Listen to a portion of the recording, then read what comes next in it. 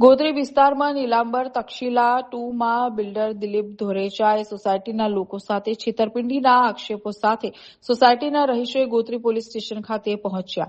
Builder Dilip ધોરૈયા અને સાઈનાથ કન્સ્ટ્રક્શનના ભાગીદારો વિરુદ્ધ વિશ્વાસઘાત, છેતરપિંડી અને પાયાની સુવિધાઓ છીનવી લેવામાં આવતા સોસાયટીના 80 પરિવારજનોએ બિલ્ડર દ્વારા છેતરપિંડી કરવામાં આવી હોવાના આક્ષેપો સાથે સોસાયટીના રહીશોએ ગોત્રી પોલીસ મથકે પહોંચ્યા હતા, જ્યાં તેઓએ બિલ્ડર વિરુદ્ધ ફરિયાદ કરી. जो हमसे टकराएगा जो हमसे टकराएगा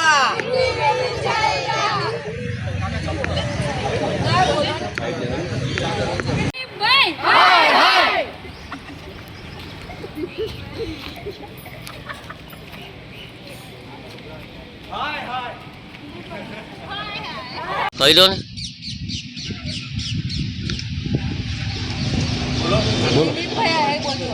દિલીપભાઈ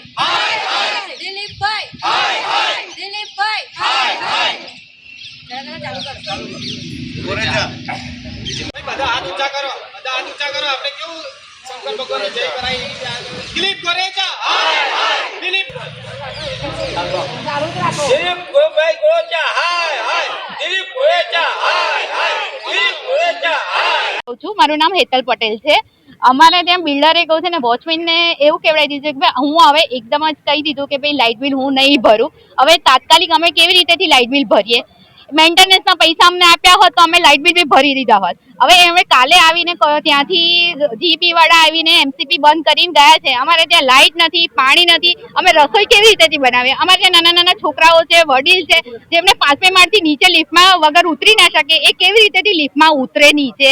પાણી વગર કેવી રીતેથી ચાલે? છોકરાઓને સ્કૂલે જવાનું, ઓફિસ જવાનું, અમારે ઘરનું કામ હોય તો પૂરું કેવી રીતેથી કરવાનું? તો હવે દિલીપભાઈને અહીંયા બોલાવો, એમને કહો અમારો પ્રોબ્લેમ સોલ્વ કરે. અમે પોલીસ સ્ટેશનમાં આવીને કેસ બી કર્યો છે, પણ હવે જોઈએ, હવે તમે લોકો અમને બધાને સાથ સહકાર આપો અને અમારું કામ પૂરું કરાવો. કિરીટભાઈ ડાયાભાઈ ઝાલા, મારી ઉંમર 71 વર્ષ છે. હું તક્ષશિલા 2 ગોત્રી સેવાથી રોડ ઉપર રહું છું.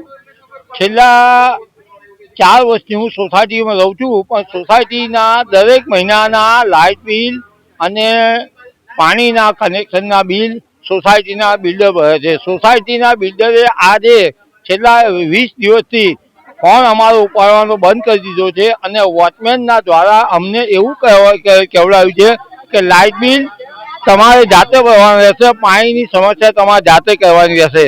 તો કંપનીએ દિલીપભાઈએ અમને કોઈ જાતની અમારી સાથે રૂબરૂ વાત કરી નથી અને અમારી સાથે છેતરપિંડી કરી છે. એમણે 1,80,000 રૂપિયા અમારી જોડેથી ડિપોઝિટ લીધા છે. કાયદા મુજબ જ્યાં સુધી અમને સોસાયટી હેન્ડ ઓવર ના કરે ત્યાં સુધી મેન્ટેનન્સનો ખર્ચ એમણે ભોગવવો રહેશે.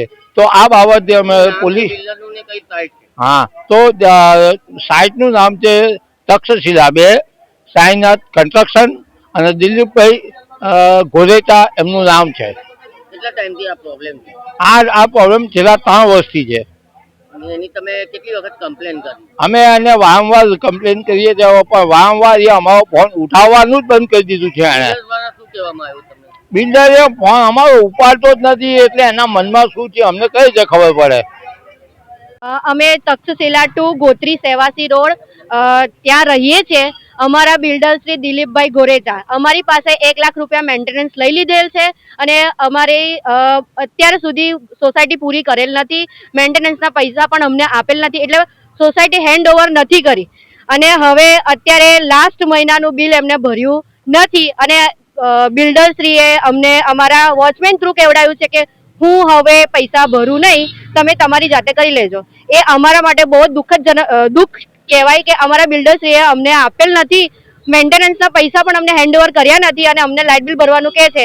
અમારે ત્યાં MGVCL વાળા આવીને એમસીબી બંધ કરીને જતા રહ્યા છે. તો અમને પાણીનો અને અમારે લિફ્ટનો પ્રોબ્લેમ થઈ ગયો છે. અમારા વૃદ્ધો, બાળકો અને સગર્ભા સ્ત્રીઓ ત્યાં રહે છે, એમને કેટલી બધી તકલીફ થાય છે એ અમે અત્યારે અમને ખરેખર અમને ઘણું દુઃખ થાય છે.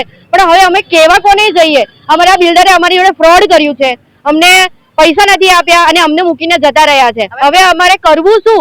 અમે અહીંયા પોલીસ સ્ટેશન આવ્યા છે, પોલીસ સ્ટેશનમાં અરજી કરવા આવ્યા છે કે અમારા પ્રોબ્લેમનું સોલ્યુશન આપો. અમારે અમારા પ્રોબ્લેમનું સોલ્યુશન જોઈએ છે. કાં તો બિલ્ડર જોડે કઈ બેઠક કરો, કાં તો બિલ્ડરને બોલાવો, બિલ્ડરને પકડી લાવો. અને કયા પોલીસ સ્ટેશન તમે પાણી- અહીંયા ગોત્રી પોલીસ સ્ટેશન આવે છે. પાણીનો બી પાણી વગર રસોઈ કેવી રીતે કરવી? વૃદ્ધો પણ હેરાન થાય છે, બાળકોને સ્કૂલે જવાનું છે, અમે કેટલું બધી તકલીફ પડે છે અમને. તો અમે હવે અમારું પ્રોબ્લેમનું સોલ્યુશન ક્યાં શોધીએ? આ ઘણા વખતથી 5-6 વર્ષથી આ વસ્તુ ચાલી રહી છે. અમારા મનને શાંતિ મળતી નથી. અમે ઘર લીધું છે ને, હવે અમે કંટાળી ગયા છે. એવું કહીએ છીએ કે હવે અમારે અહીંયા રહેવું નથી, પણ અમારી પાસે બીજો ઓપ્શન નથી. અમે બીજું ઘર લઈને જઈએ.